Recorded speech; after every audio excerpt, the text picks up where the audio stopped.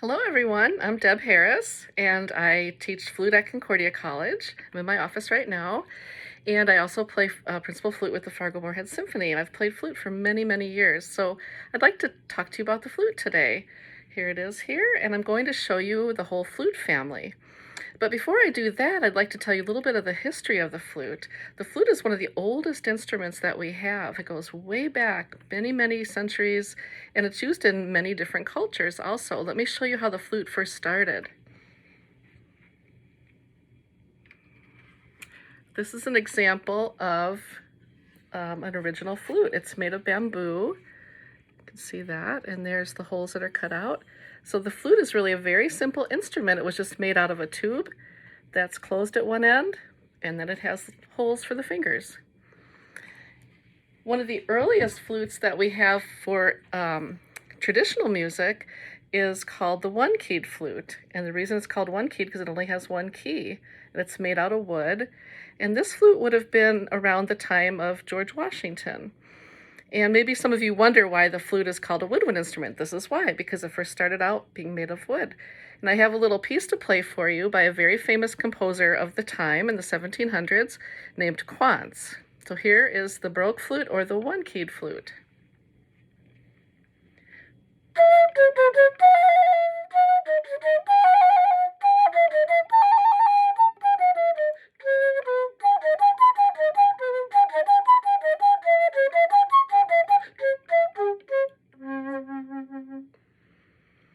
Isn't that pretty? It was played with the harpsichord because the piano wasn't invented yet, and it really couldn't play with the piano because it'd be too loud. So this is a very beautiful instrument that was played in either the king's court or it was played in street music back in the 1700s. The other flute that we had around George Washington's time is called the fife. And I actually have an old fife. I don't have any music for this, but I'll play a few notes for you.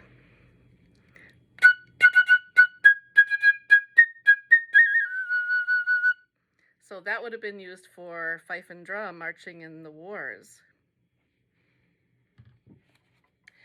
So I'm going to talk to you about the whole flute family, and we're going to start off with the smallest member. I bet you know what this is called. Do you want to say it with me? It's called the piccolo. And there's a really famous piccolo solo in a march by John Philip Sousa called Stars and Stripes Forever, and I'll play a few bars of that for you.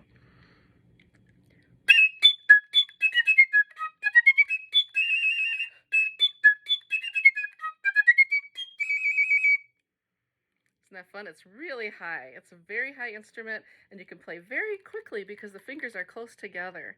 And this is also made out of wood. Then the next member of the flute family is actually the flute. And here it is.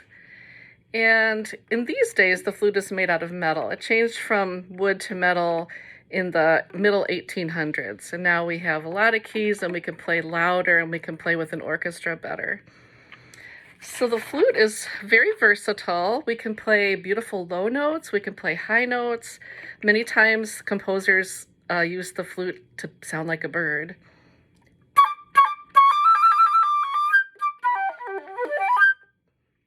And so I'll play two excerpts for you. The first one is just demonstrates the beautiful low register of the flute.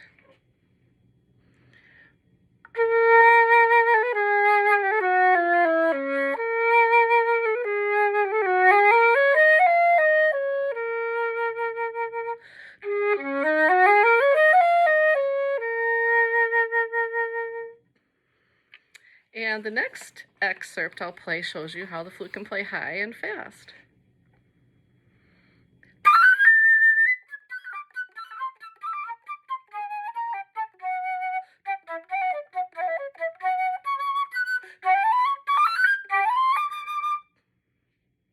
So that's the flute. The next member of the family, of the flute family, is the alto flute, and the alto flute is much bigger. I'll stand back to see if you can see the difference.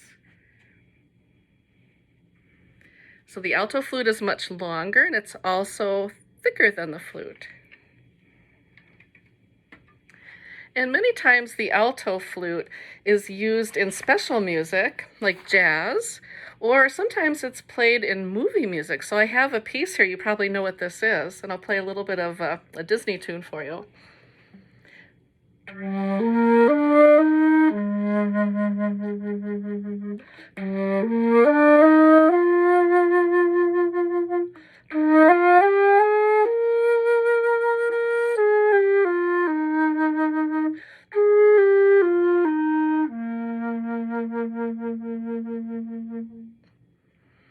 I love the alto flute because it's got a beautiful low sound and it just sounds like you can play out in the woods or something like that. It's very beautiful.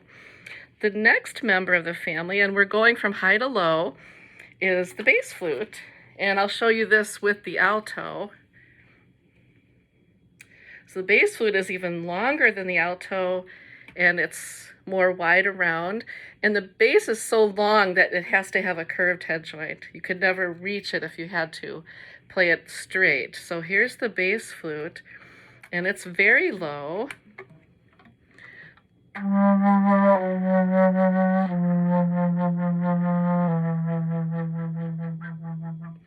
And I picked out another piece because the bass flute is used a lot in movie music also. If you listen to the Jungle Book, it's got a lot of bass flute parts. I picked out one that I thought you might enjoy called The Bare Necessities.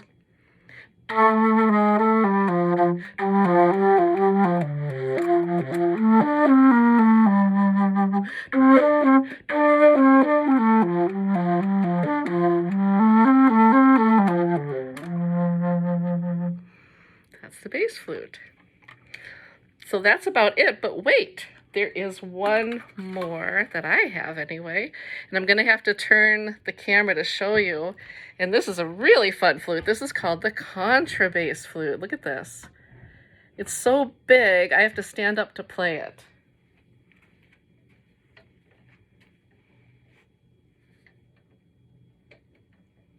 Here it is.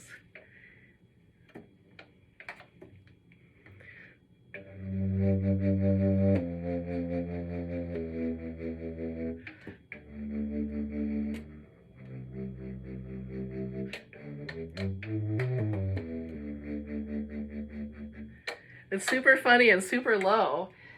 We use the contrabass in my flute choir at Concordia because it adds a lot of low notes to the choir. And also a composer, a Minnesota composer, just wrote a piece for me too. So I've gotten to play that in a concert last fall.